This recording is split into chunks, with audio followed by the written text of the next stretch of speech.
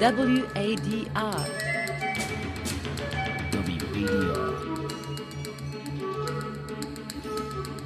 West Africa Democracy Radio.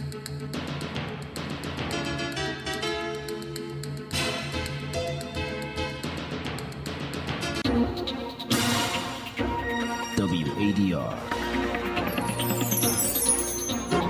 Promoting dialogue. Good afternoon, and thank you for staying tuned to West Africa Democracy Radio, broadcasting on 94.9 FM and around the world on WADR.org. This is NEWSLINK. Here are the top stories. ECOWAS Parliament calls for equal condemnation of constitutional and institutional coups. Tuareg rebels announces seizure of another military base in northern Mali amid ongoing clashes. Nigerian civil society groups staged major protest outside French military base in Niamey on 30th day of demonstrations. Also coming up in the bulletin, Senegalese Navy rescues over 600 migrants, including women and minors, in series of boats interceptions. Stay tuned for details of these stories and more coming up. Here is Tawfiq Abdul Nasser with NEWSLINK. Many thanks for joining us, and a warm welcome to our listeners in Liberia, Ghana, and the Gambia. The ECOWAS Parliament says there is a need for leaders in the sub-region to condemn those instigating constitutional and institutional coups with the same zeal and urgency as they do with military coups. This session was made by the Speaker during the 2023 parliamentary seminar titled The Challenges of Unconstitutional Regime, Change and Presidential Term Limit in West Africa, the role of the ECOWAS Parliament held in Winneba, the central region of Ghana. Within the seminar, Ghana's President Nana Akufo-Addo expressed concern about the recent coups and unrest in the region, highlighting the imminent threat to democracy in West Africa. Reporting from Accra, here is Otiwin Imbilalosin. During his opening address at the 2023 parliamentary seminar held in Winneba, a town situated in Ghana's central region, Dr. Sidia Mohamed Tunis, the Speaker of the ECOWAS Parliament, emphasized that it is imperative for the ECOWAS Parliament to assume a proactive role. He underscored the need for it to not only oversee the efficient operation of the ECOWAS early warning system, but also to spearhead conflict prevention measures within national parliaments. Parliamentarians need to step up the plate and demonstrate the extraordinary leadership that is expected of us. The adage, to whom much is given, much is expected, applies here. We must embrace democracy as essential to progress and muster the confident speak out against leaders who are solidifying their hold on power against the wishes of the people because we have a moral. Ghana's President Nana Akufo-Addo urged members of the ECOWAS Parliament to address pressing issues such as the remilitarization of governance, attempts by elites to undermine democracy, and the threats posed by terrorist groups and armed criminal gangs seeking to destabilize democracy within the region. Democracy in West Africa is in danger, and we must work even harder to entrench the principles of democratic accountability in the citizenry. In my opinion, regional democracy is currently facing three serious threats. Firstly, is the attempted confiscation of democracy by elites. Secondly, is the emerging remilitarization of governance. Lastly, is the wanton desire to destroy democracy by terrorist groups and armed criminal gangs. Other speakers at the seminar also highlighted the critical role of the ECOWAS Parliament in meeting the expectations of the community's people. They stressed the importance of fostering extensive and continuous dialogue on a wide range of issues aimed at formulating effective and sustainable solutions to the significant crisis faced by the community and humanity as a whole. Reporting for NEWSLINK on West Africa Democracy Radio, I am Atiewin Imbila Lawson in Accra. Let's shift our focus to Mali, where the Northern Tuareg rebels on Sunday declared the capture of yet another military base from the Malian army after clashes in the northern region of the country. This marks the fourth military base seized in a series of attacks conducted by the rebels alliance known as the Coordination of Azawad Movement (CMA) since August. As Ogeobi Erika reports, these actions have occurred subsequent to the withdrawal of a long-standing UN peacekeeping mission that played a role in preserving peace in the region. In a media interview on Sunday, Mohamed Elma Ould Ramadan, a spokesperson for the Coordination of Movement of Azawad CMA, disclosed that their forces had seized control of the Bamba military base in the Gao region. However, he did not provide any further details regarding the operation. The Malian army also posted on X, formerly Twitter, that intense combat against terrorist groups was ongoing in the Bamba locality. They mentioned that more information would be forthcoming. The CMA's attack on Bamba follows similar assault on military bases in Lere, Jura and Burem over the past week. These actions signal a heightening of hostilities as both sides vie for control of territory in the desert regions of central and northern Mali. This escalation occurs as United Nations peacekeepers withdraw from the area. Notably, the Malian army has also faced attacks from insurgent groups associated with Al-Qaeda and the Islamic State. The Tuareg population has also expressed grievances about government neglect and has sought autonomy for the desert region they refer to as Azawad. A Tuareg uprising in 2012 was subsequently co-opted by Islamist groups, which were later expelled from major towns through a French-led intervention in 2013. Ogeobi Erika reporting there.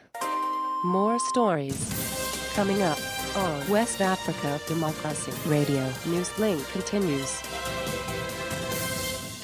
Now let's provide you with the latest development on Niger's crisis. On the 30th day of the continuous protest in front of the French military base in Niamey, civil society organizations backing the Nigerian military leadership orchestrated a significant demonstration on Sunday afternoon.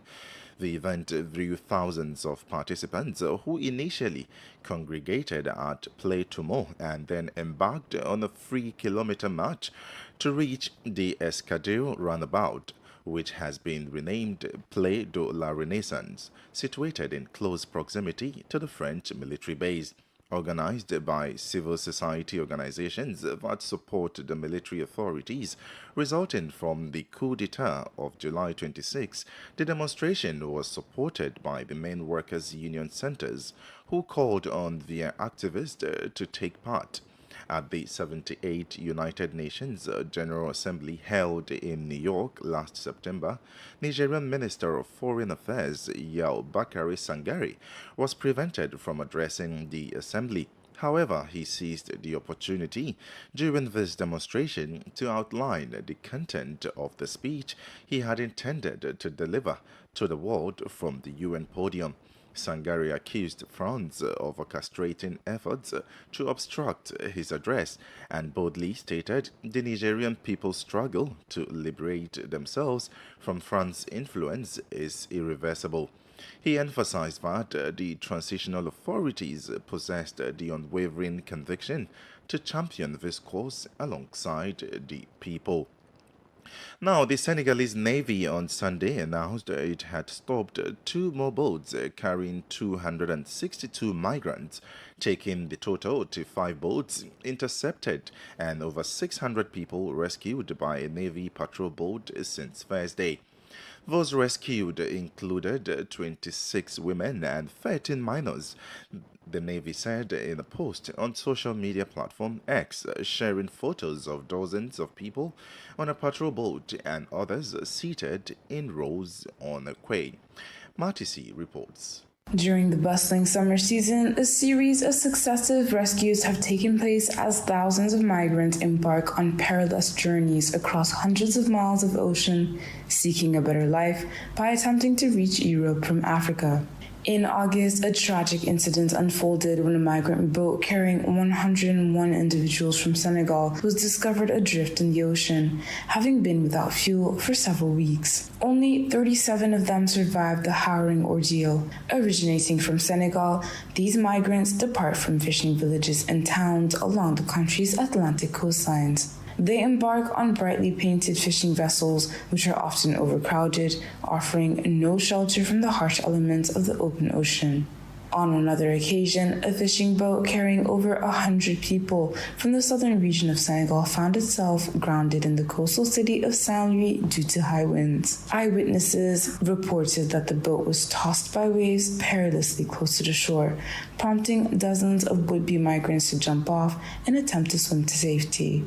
The reason for their hasty departure from the boat was to evade arrest by the Navy, as they hoped to blend into local population and disappear once they reached dry land. This risky endeavor, migration experts said, illustrates the desperation and challenges faced by migrants in their quest for a brighter future. Marty C. filed that report. You're listening to NewsLink on West Africa Democracy Radio 94.9 FM, Dakar, Senegal. Here is a reminder of our top stories. ECOWAS Parliament calls for equal condemnation of constitutional and institutional coups. Tuareg rebels announces seizure of another military base in northern Mali amid ongoing clashes. Nigerian civil society groups staged major protest outside French military base in Niamey on 30th day of demonstrations. And Senegalese Navy rescues over 600 migrants, including women and minors, in series of boat interceptions. Still ahead is the press review, guest interview, and sports updates. Stay with us. West Africa Democracy Radio. It's you speaking. Nigeria marked its 63rd independence anniversary on Sunday, October 1, in a subdued manner. President Tinubu, during a nationwide broadcast, offered reassurance to the citizens, emphasizing a renewed hope agenda aimed at enhancing the quality of life for all. However, this year's anniversary occurs against the backdrop of a deteriorating economic crisis, with labor unions issuing a threat to commence an indefinite strike starting today. WADR's Abuja correspondent Usman Umar has a report. In contrast to previous years, this year's commemoration is marked by a prevailing sense of despair and anger among the people. This sentiment can largely be attributed to the hardships brought about by the removal of the fuel subsidy several months ago. During his Independence Day speech, President Tinubu attempted to persuade the citizens to bear with his administration, assuring them that measures were being taken to alleviate the impact of these challenges. Notably, he announced a temporary wage increment of 25,000 naira for all government workers paid from the Treasury for a period of 6 months. However, this announcement has faced widespread criticism from both experts and citizens who argue that it falls far short from addressing the actual hardships faced on the ground. Many citizens have voiced their discontent with this decision. The countries, before Tinubu came to the power, there's nothing left, which I and you know. Tinubu cannot do magic, but we are praying that God should give him wisdom. I say I fought with Biafran war under Ojukwu in age of 80 years. Since after the Civil War, I have never seen any change. We're going to make me to answer in Nigeria. Still suffer. My people are suffering. Everybody. Me. Nothing. Everything wrong. Nothing they go right in this country. In an effort to avert the planned nationwide strike by the Nigeria Labour Congress, NLC, and Trade Union Congress, TUC, the government engaged in discussion with labor leaders late Sunday, resulting in certain resolutions. The NLC and TUC are now in the process of evaluating the offers made by the federal government and considering the suspension of the planned strike to allow for further consultations on the implementation of these resolutions. For NewsLink on West Africa Democracy Radio, Usman Umar reporting from Abuja. Meanwhile, Guinea marks its 65th independence anniversary today with a series of events. A military parade is scheduled to commemorate this occasion, featuring the participation of soldiers from Mali, Burkina Faso, and Niger.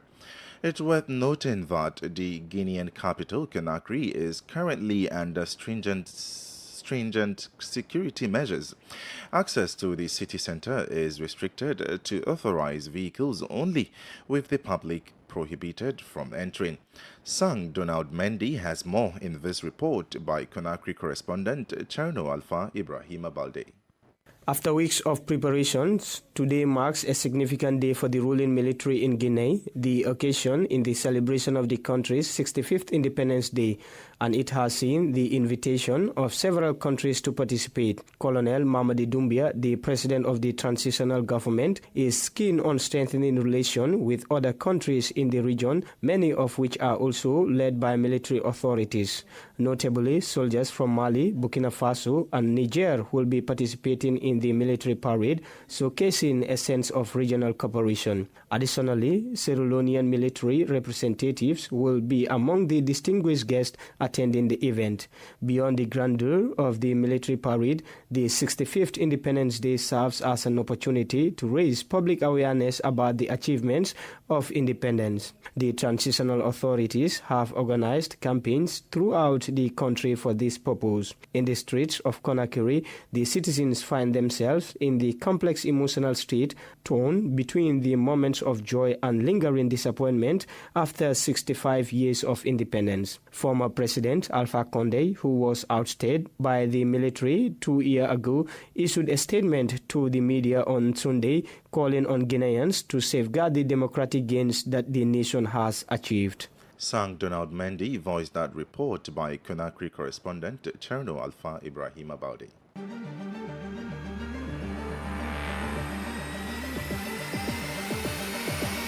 This is the newspaper review. Stay on top of the news. Get the most important stories with added insight and concise review. This is the newspaper review. Usman Omar in Abuja joins us now with the major headlines from the Nigerian dailies. Hello and welcome to the press review segment today with me, Osman Omar from Nigeria's capital, Abuja. Today being the second day of October 2023, we have quite a number of papers to look at for the sake of review. And all of them, as you would expect, have stories leading with the 63rd independence anniversary of Nigeria, which was celebrated yesterday, Sunday, being the 1st of October 2023. So, to begin with the Daily Trust newspaper, Labour presses on to decide on strike today. With the rider, federal government approves 35,000 naira provisional wage increase for workers. Another rider says removes value-added tax on diesel for 6 months. Another interesting story on the front page of Daily Trust is saying BUA crashes cement price to 3,500 naira per bag. Of course, BUA is a cement production company in Nigeria alongside Dangote. The two hold the duopoly of the cement sector in Nigeria. And now they have announced, this particular company has announced a crash in the price of bag of cement to 3,500 naira from around 5,500 naira to 3,500 naira. A lot of people are now expecting the other company, that is the Dangote Cement, to also make an announcement announcing the reduction of price of cement per bag. This is all a response to the new Minister of Works pronouncement that the federal government will now begin to pay more attention to constructing concrete roads, which will require the use of cement. And the minister said, unless the cement companies in Nigeria reduce their price per bag, the government will be left with no option than to import cement. And so this is a response to that pronouncement that will be good to the construction sector of Nigeria's economy. Quickly, let's look at another paper. The Daily Sun newspaper is leading with this story also. Strike. Federal government makes concessions. Labour to consult organs. Of course, this is a follow-up to the story that we say on Daily Trust newspaper, where the Nigeria Labour Congress has promised to, of course, make consultations to consider government offer in order to, of course, decide what to do next regarding the planned nationwide strike. And then finally, from the front page of the Daily Sun, Peter Obi urges Nigerians to be hopeful for better tomorrow. Peter Obi, of course, is the candidate of the Labour Party in the last presidential election in Nigeria.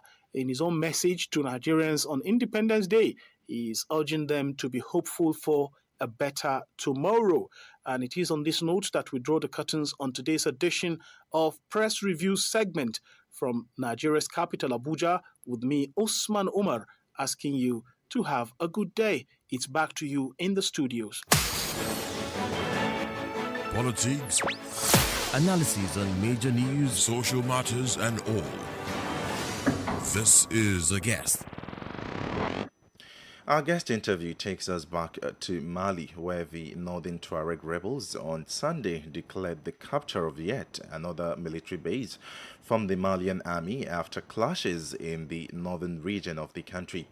This marks the fourth military base seized in a series of attacks conducted by the rebel alliance known as the Coordination of Azawad Movements, CMA, since August.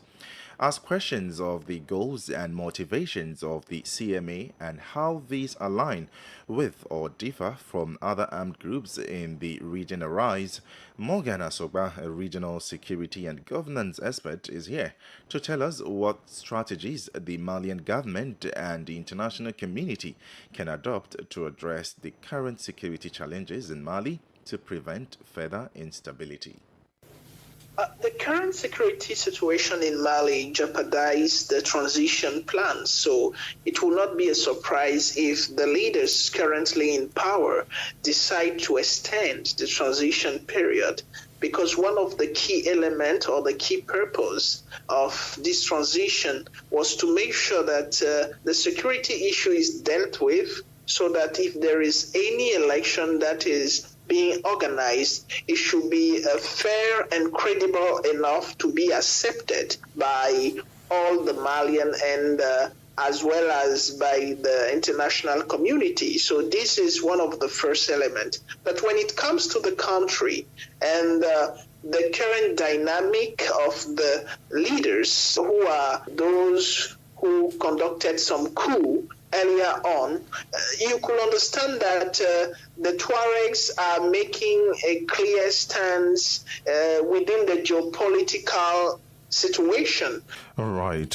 So looking at this situation now, especially per your submission, you talked about the fact that the Tuareg rebels and the Malian government had an agreement, but all of a sudden there's been a rift between them. Many experts like yourself have argued that the reason why the Tuareg rebels are continuing with their attacks is because of some unknown hands somewhere. Are you of the same view? You know, in the realm of geopolitics, everything is possible. It doesn't mean that everything is a fact. It is clear that when you fall within the conspiracy theory and its relevance, you can clearly say that the Tuaregs might be motivated in taking the actions they are taking currently. We need to conduct a very effective studies to identify those key partners of the Tuaregs, because if we do not have that information, it will be hard to put a finger on those that are supporting. But one thing is sure, the Tuaregs are being supported when it comes to the funding, when it comes to the material, when it comes to the arm. There are definitely state or institutions or individuals that are collaborating with the Tuaregs, as much as we have the same types of collaborators when it comes to the Malian government.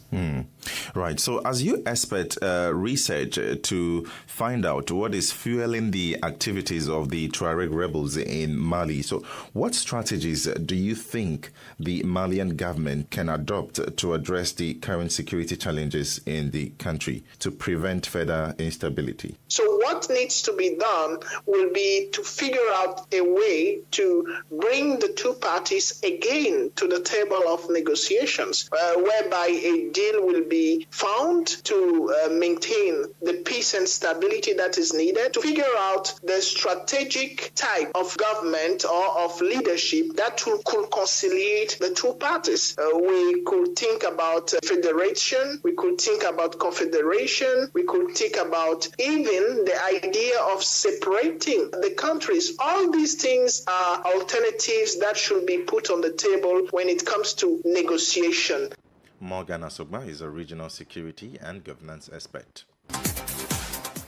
Sankule Janko is here with the sports update. Hello there, warm welcome and thank you for joining us. The Confederation of African Football, CAF, has postponed the 2024 African Nation Championship CHAN qualifiers as the football governing body failed to find a host for the tournament. The qualifiers were scheduled for September and October. African Nation Championship CHAN, a tournament created for African-based footballers, was expected to be staged in 2024. However, the qualifiers for this tournament has been halted by CAF for the time being. Given that the host for the upcoming edition is yet to be determined, finalizing the qualifier format is not feasible at this moment, CAF said in an official statement. Therefore, the qualifiers are postponed and new dates shall be announced once the host is confirmed. Meanwhile, CAF states it will consider engagements already received from the associations when the draw of the qualifiers is organized. The first leg matches for the CHAN qualifiers were set for September 22 to 24, 2023, while return legs on October 6 and 8.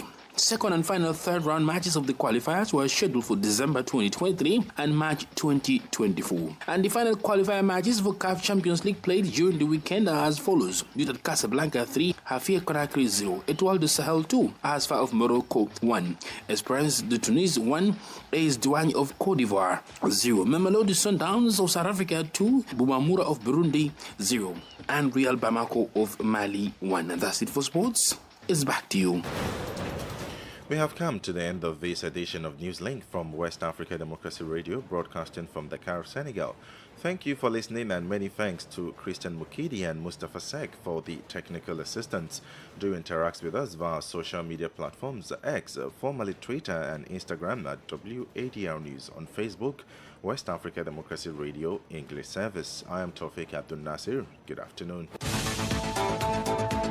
And many thanks to you for listening to NewsLink via Hot 104.3 FM, Newmi FM 94.0, and Veritas Radio 102.9 in Banjul, the Gambia. We also appreciate our listeners in Liberia via Alternative Youth Radio 98.9 FM, Lofa County.